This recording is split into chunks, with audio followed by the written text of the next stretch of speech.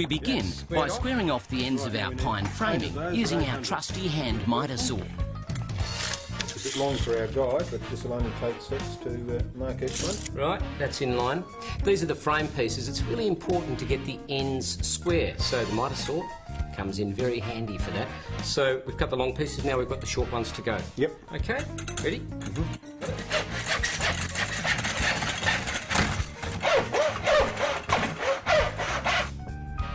Once we've cut the frame material, we drill and countersink ready for assembly.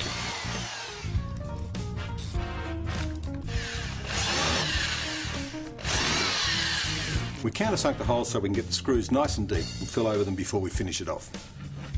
We use aliphatic glue, but any reliable woodworking glue will do the job. Okay, that's the top and bottom frames. Now we've just got to remove the tongue of some of the match lining. There you go, David. Okay. Now you can do this with a straight edge or a trimming knife. I think the best way to do it, the safest way, is to assemble, fit the groove into the tongue of one, and then we'll use that as a guide to cut it.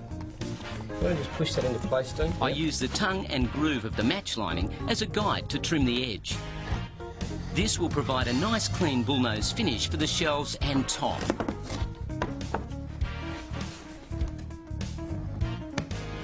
I cut both sides so the tongue breaks away cleanly, ready for sanding.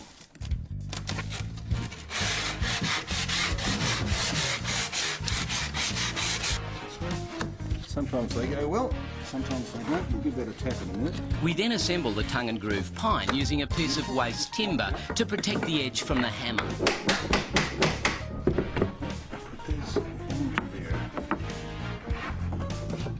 Our bookshelves then begin to take shape as we set up the sides and back using the tongue and groove match lining.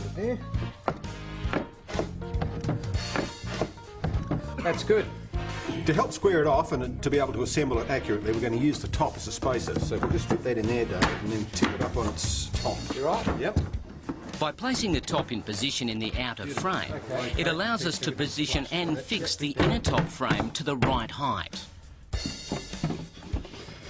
The inner frames are a tight fit, so the bookshelves begin to support themselves as we finish the assembly.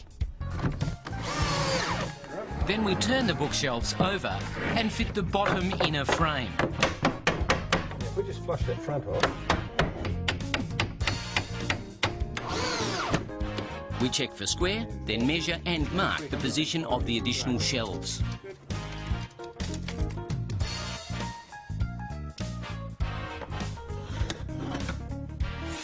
We pre-drill and countersink all of the frames to ensure that they don't split. Now we're going to place the shelves and put some small panel pins to hold them in place. Fixing the shelves in position with panel pins is sufficient, though gluing is also an option.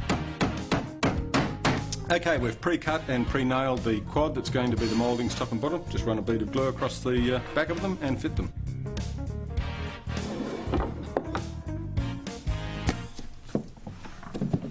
Well, we've chosen to finish our country bookshelf in lime wash. It softens the pine and looks really good. You could varnish it or stain it, or you could paint it if you really wanted to, but it looks very effective and it's very simple.